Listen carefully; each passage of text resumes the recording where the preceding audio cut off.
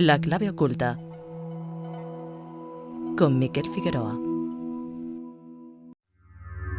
La acupuntura es una de las terapias más conocidas de la medicina tradicional china. Mientras aquí en Occidente nos parece extraño que clavar una aguja en ciertos puntos del cuerpo pueda servir para algo, lo cierto es que en Oriente se ha estado aplicando con éxito durante milenios. Hablamos de acupuntura con el profesor David Luján, presidente de la Asociación de la Unión Internacional de Medicinas Complementarias y fundador de la acupuntura natural. Además es autor del libro Manual de Acupuntura Natural, publicado por Guadalmazán. Bien, después de todo un año en India, tratando a miles de pacientes, regresa a España para dar un curso intensivo en Barcelona. Hablamos de todo ello con él mismo, lo tenemos al teléfono. Buenos días, David. Hola, buenos días. Bien, pues yo comenzaría hablando de la medicina tradicional china, porque se dice, te pregunto a ti, ¿es cierto que está basada en una mentalidad determinada, diferente a la que predomina, pues a lo mejor hoy aquí en Occidente? Sí, la verdad es que empiezas por lo más difícil y lo más importante. Sí. Porque durante los alumnos son capaces de aprender prácticamente en un mes intensivo. Pero Sí. la mentalidad del acupuntor se va desarrollando con el tiempo, a lo largo de los años, entendiendo la filosofía. O sea, lo que yo estudio mucho, aparte de la acupuntura, es la filosofía oriental antigua, no la actual, sino antigua, cuando la sociedad era taoísta. Eso es quizás lo complejo, un punto de vista distinto al nuestro. Claro.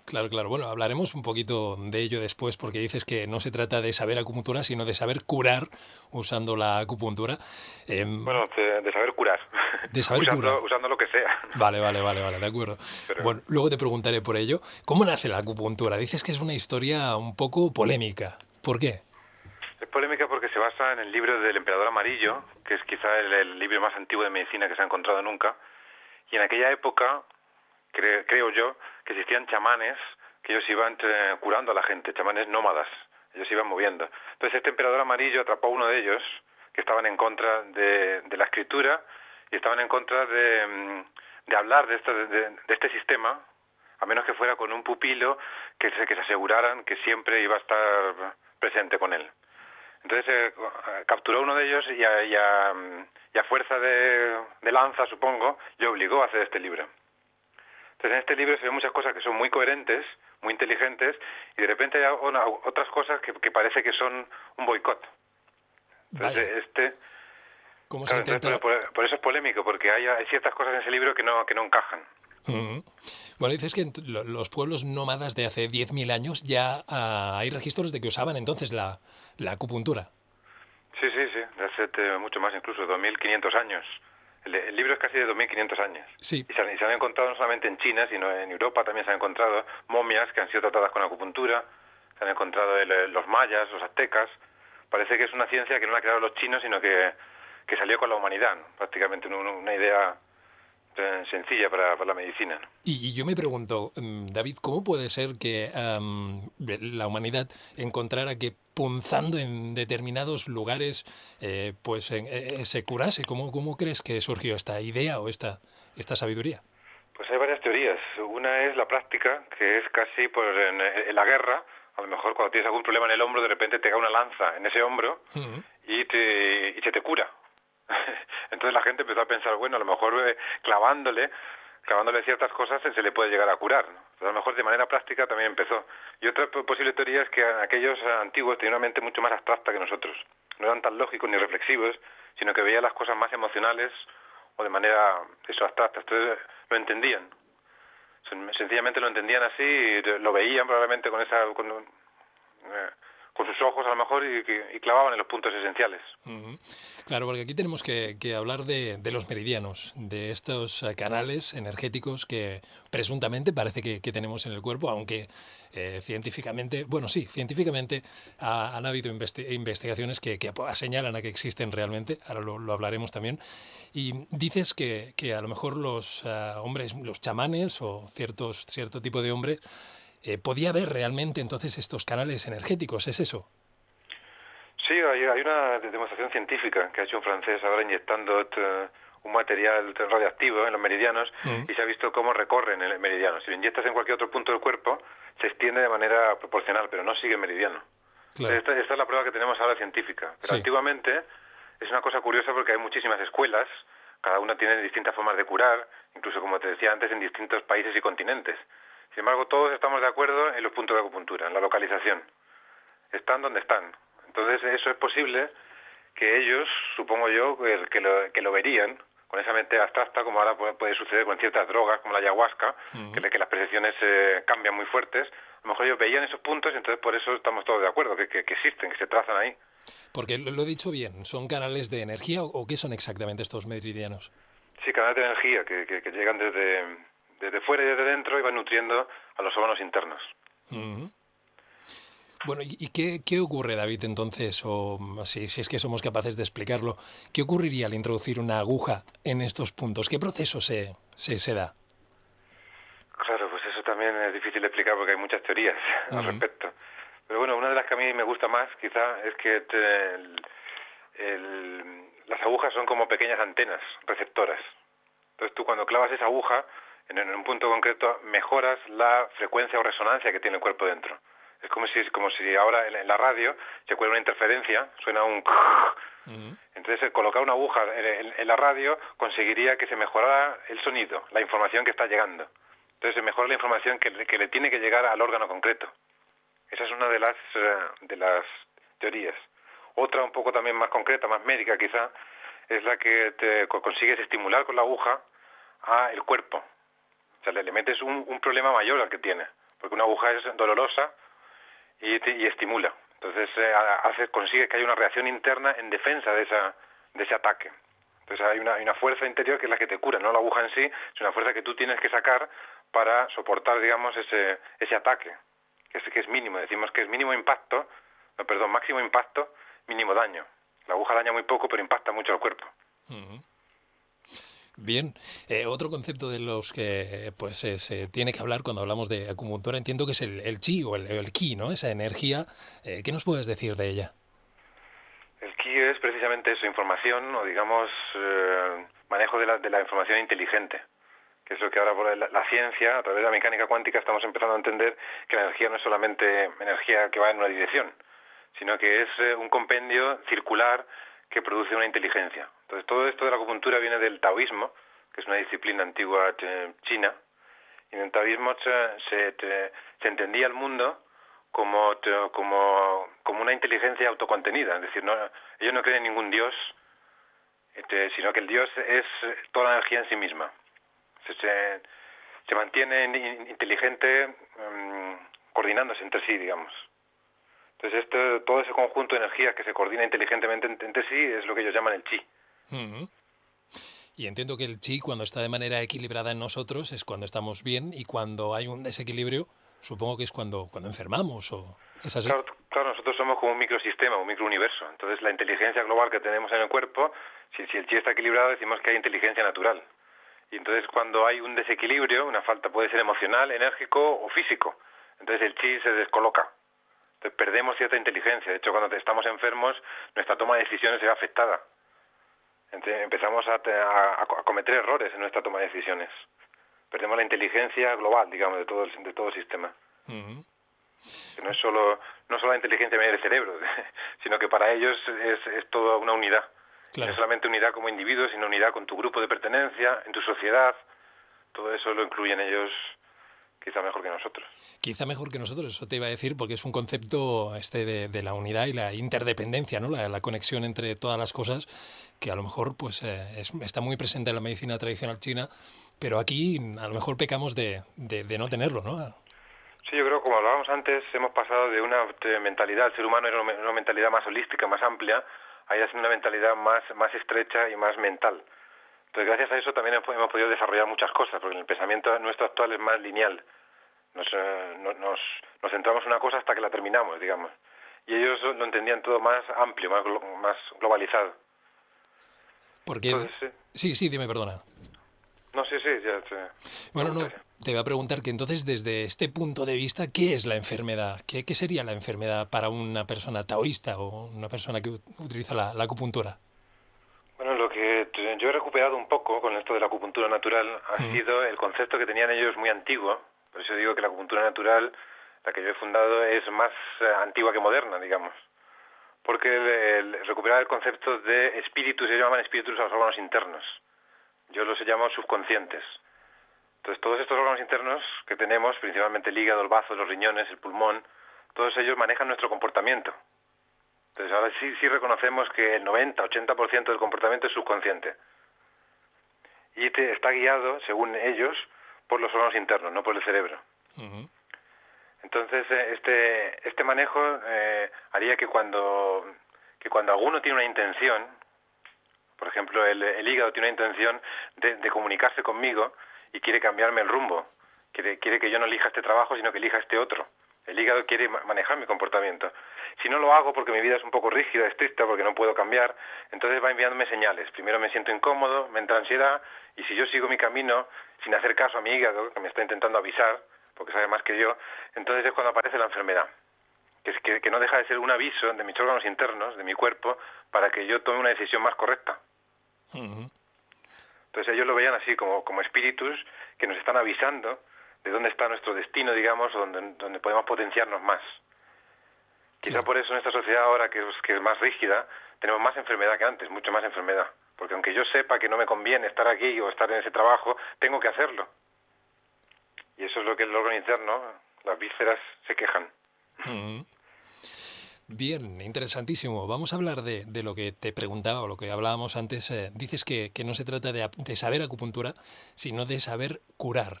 Esto, supongo que para alguien que quiera ayudar a los demás curando, a lo mejor se le hace un mundo, ¿no? Y dices, pues a lo mejor es más difícil de lo que pensaba, ¿no? No es cuestión de solo aprender una técnica, sino que va mucho más allá. Sí, pero vamos, durante los cursos intentamos enseñarles el arte de curar. Pero no solamente es la aguja, sino es muy importante la actitud que tienes contra el paciente. Entonces la idea siempre es que el paciente recupere su toma de decisiones. Si tú caminas en el camino correcto que te está diciendo tu órgano interno, entonces el problema se va. Digamos que la enfermedad, como preguntabas antes, es una intención del cuerpo. No es algo como tenemos nosotros muchos pensado, que es algo molesto que me quiere matar. Es lo contrario, te quiere salvar la vida. La enfermedad está ahí para salvarte la vida, para guiarte. Si la escuchas, la enfermedad se va y entonces has encontrado el camino correcto. Si no la escuchas es cuando se agrava. Entonces no quiere matarte, sino quiere que la escuches. Y en ese sentido, pues hay diferentes formas de hacerlo, claro. Pero la primera es la actitud, el respeto al paciente, el escucharle y luego guiarle a través ya sea de la acupuntura o cualquier otro sistema. Entonces eso es lo que es curación. Nosotros no curamos a nadie, en realidad intentamos que el paciente encuentre su camino. Uh-huh. Claro. Si no, sería solamente aliviar. Aliviar es relativamente sencillo. Y con la acupuntura más. La electricidad, por ejemplo, la electroacupuntura, enseguida alivia dolores. Pero luego vuelven. Solamente si el paciente ha tomado una toma de conciencia de lo que es su vida, de la dirección que quiere tomar, ahí es cuando ya es una cura definitiva.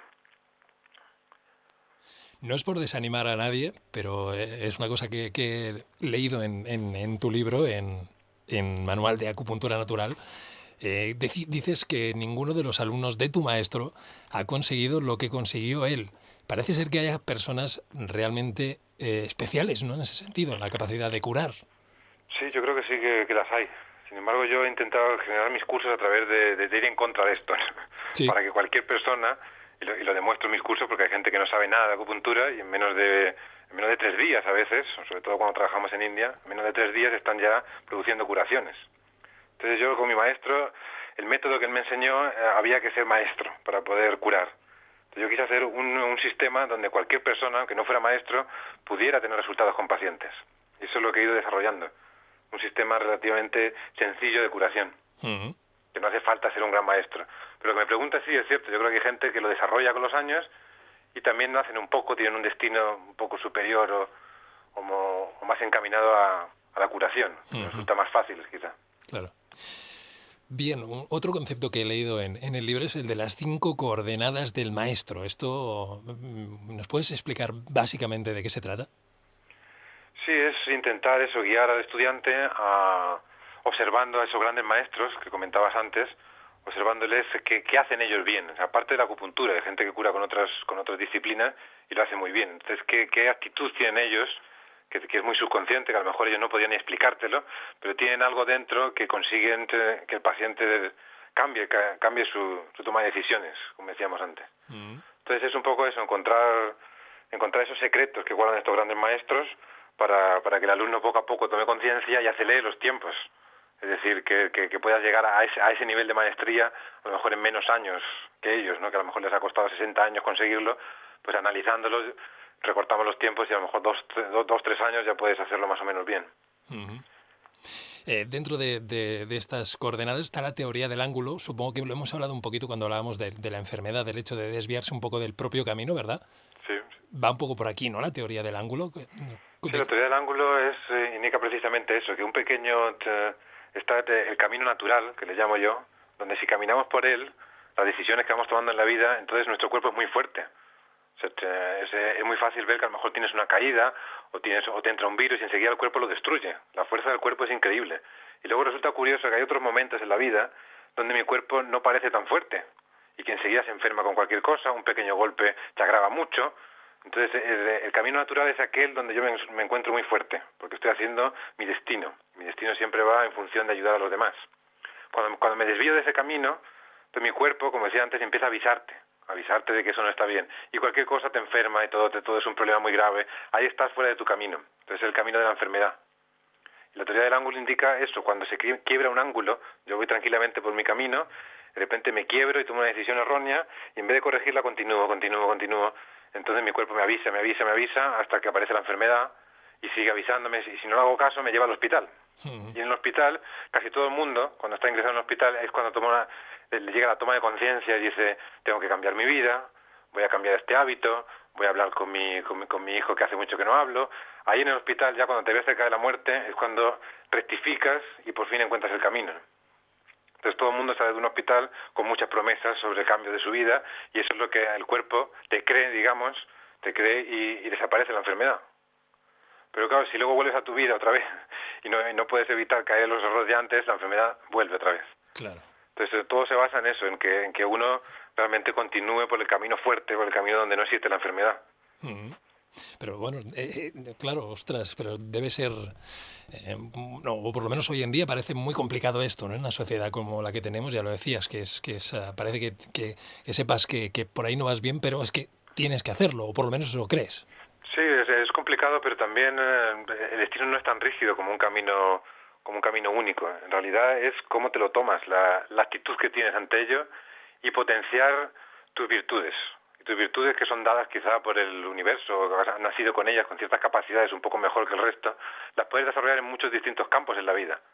Entonces tú puedes, sin cambiar tu trabajo, cambias tu actitud, desarrollas tu virtud, empiezas a ayudar a los demás en tu trabajo y ahí también la enfermedad se va. O sea, no tienes por qué dar un cambio radical a tu vida, ¿no?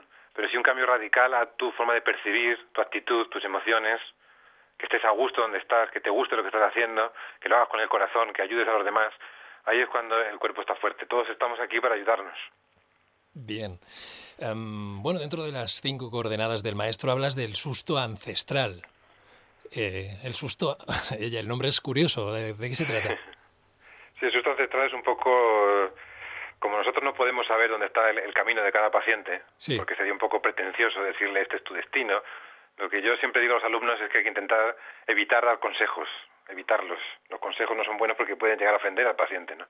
Entonces tú no puedes decirle, tienes que dejar a tu mujer o cambiaste trabajo, esas cosas serían demasiado fuertes, ¿no?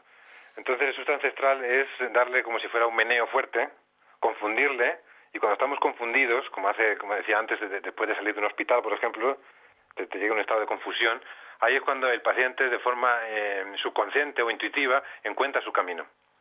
Remover un poco los cimientos del pensamiento y de todo lo que tenemos ahí a lo mejor aposentado.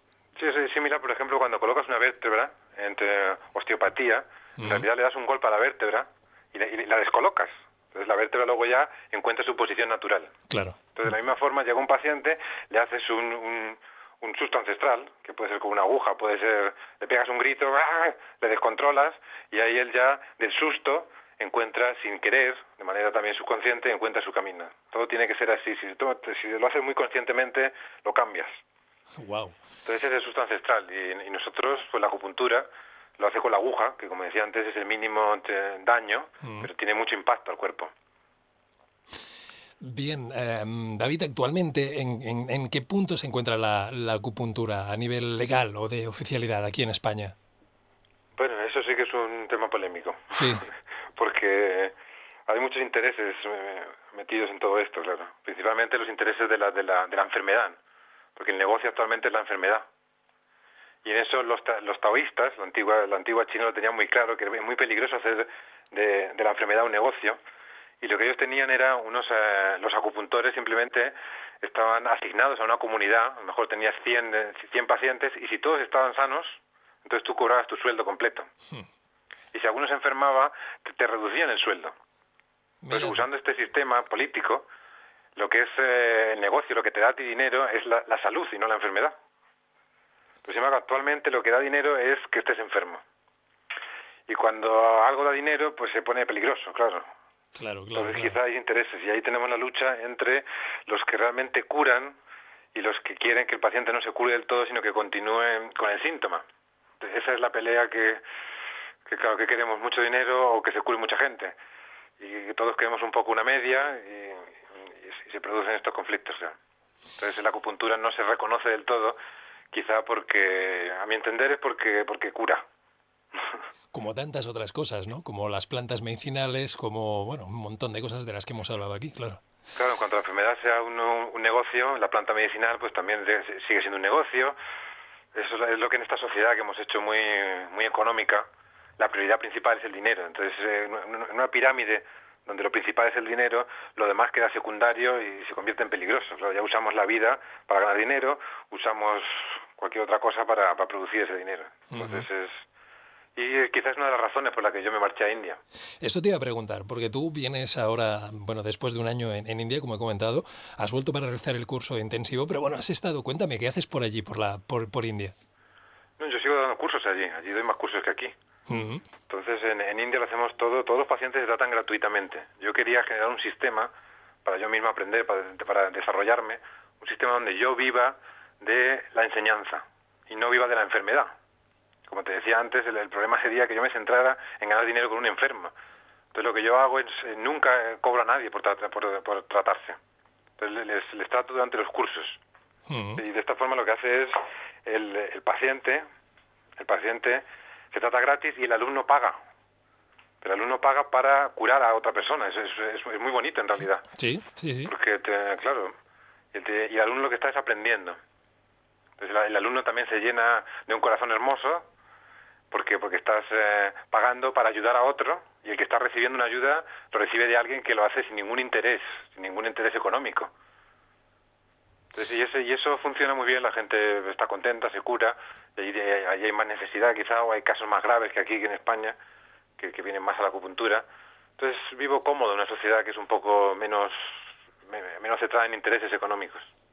Sí, todo el mundo lo dice, ¿no? Que India tiene unos contrastes muy grandes y que es un lugar donde ves cosas o vives cosas un poco duras, ¿no? A lo mejor, o que no estamos acostumbrados aquí a ver, pero que por la contra es un lugar como con gente muy viva, muy feliz. No sé si tú también lo ves así. Sí, porque nosotros estamos educados aquí en Occidente a examinar con los ojos, digamos, ¿no? Lo que vemos es lo que queremos, no es una sociedad estética. Entonces sí, si miras India con los ojos de la estética, sí, le puedes encontrar sucio, le puedes encontrar ellos pobres, que trabajan demasiado en algunas cosas, pero luego si miras con los ojos más profundos, pues los ojos que llegan al corazón, entonces les ves más felices. Porque allí yo también me cansé de estar tratando aquí en España ansiedad, estrés. Entonces, claro, es una barrera que me impidía llegar a la enfermedad. Llegas a India y vale, están enfermos, mucho menos que nosotros, pero también tienen su enfermedad, pero ellos no tienen ese estrés, no tienen ansiedad. Entonces cuando les miras más allá de lo que te dejan los ojos, les encuentras mucho más felices, más tranquilos, más estables. Yo vivo allí por eso más cómodo, con gente que considero que está más equilibrada, aunque tengan menos. Bueno, un lugar, India, para visitar, un lugar como tú, para vivir y todo. Aunque creo que hay que ser un poco especial, David, ¿verdad? Para vivir allí y estar cómodo allí. No sé si todos estaríamos muy a gusto allí, ¿no? A lo mejor es que, claro, con esta mentalidad que tenemos aquí se nos haría difícil, ¿no? Claro, no lo sé, yo me considero más cobarde, porque a mí me costaría más vivir aquí. Yo lo que hago es un poco huir de toda esta sociedad tan rápida. Bueno. Estoy en un sitio que me resulta más cómodo, ¿no? Bueno, buscas tú, claro, el lugar que viviré como tú vibras, a lo mejor, ¿no? Un lugar para estar bien. Sí, un poco poco las dos cosas, sí, como el lugar te hace vibrar también yo creo que hay que buscar donde quieres encajar, porque de eso te vas construyendo, ¿no? Entonces yo quiero construirme con esa, digamos, tranquilidad o paz interna, y por eso me marcho allí, ¿no? Pero vengo aquí a hacer cursos a España, más o menos dos cursos al año hago. Bien, en agosto siempre en Madrid, y ahora el curso de Barcelona. Vamos a hablar de ello. Impartes este curso en Barcelona, un curso intensivo, creo, de acupuntura natural, porque lo has comentado, el tema de la acupuntura natural, pero básicamente, ¿de qué se trata? Bueno, es que yo empecé con medicina tradicional china, claro, hace ya 14 años, y me fui dando cuenta, como te decía antes, que ha habido fallos en el libro ese del Emperador Amarillo, que había cosas que no me funcionaban del todo, entonces yo fui creando, construyendo. Cuando me quise dar cuenta había tanto cambio que ya era otro sistema. Entonces tuve que darle otro nombre, y por eso lo llamo acupuntura natural. Y esto se basa en algo que llamo el tratamiento de origen, es intentar no atacar la enfermedad solamente al síntoma, sino ir a donde está realmente el problema, que es en los órganos internos.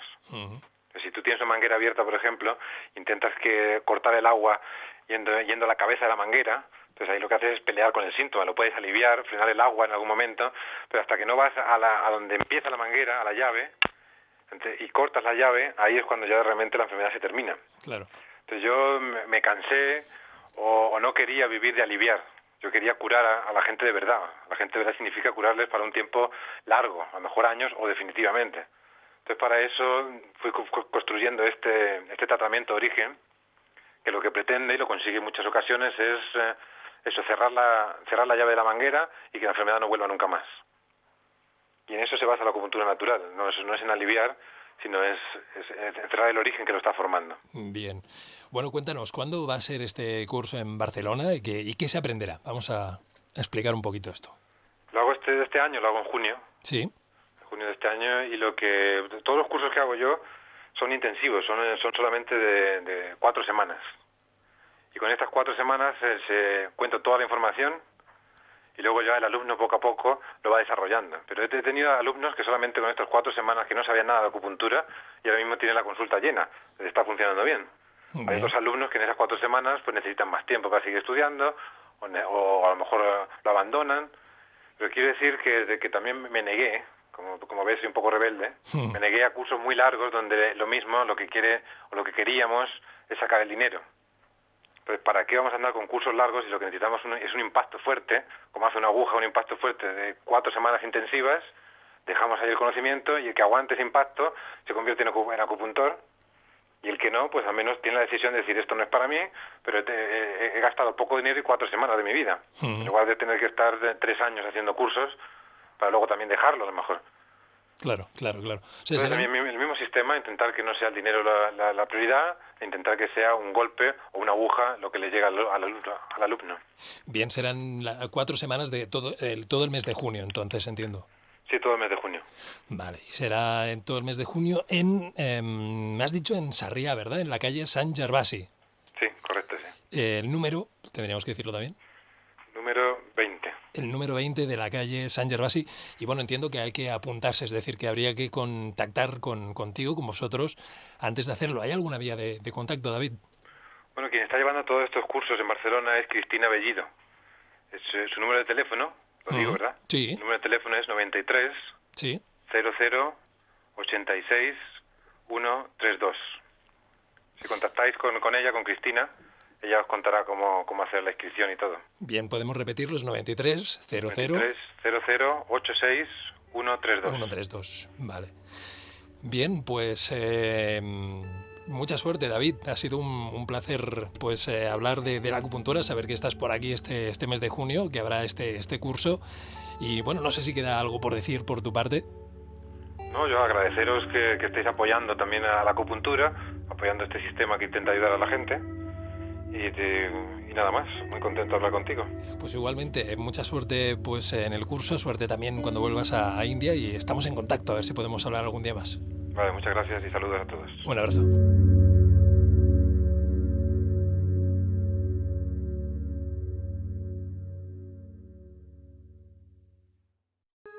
La clave oculta. Síguenos en Facebook, Twitter y en el blog del programa. laclaveoculta.blogspot.com. Escúchanos en iVoox y en Edenex, la radio del misterio.